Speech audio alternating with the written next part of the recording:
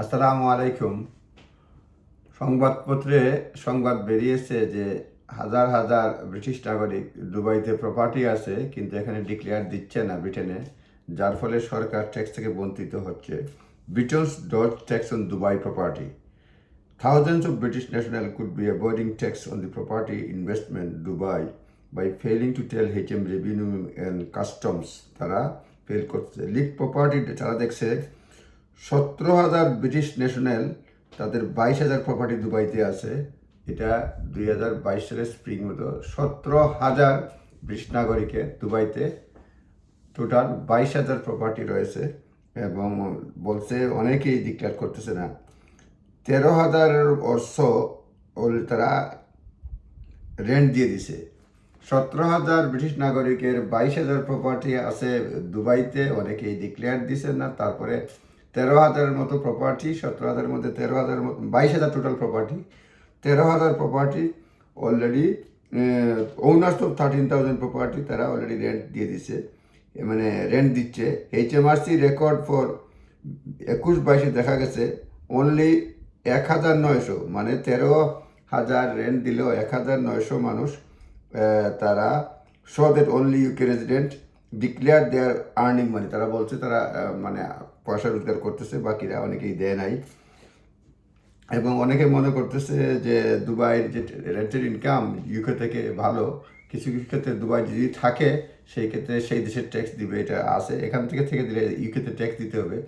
HMRC বলছে তাদের agreement আছে, লিস্ট আছে, তারা ডকুমেন্ট মানে বিভিন্ন ইনফরমেশন পেয়েছে, এবং তারা বলছে যে তারা তাদেরকে এর আগেও তারা একবার উদ্ধার করেছে প্রায় 5 years ago। তারা 621 million pound from offshore initiative থেকে তারা পেয়েছে। সুতরাং তারা দেখতেছে আর কি।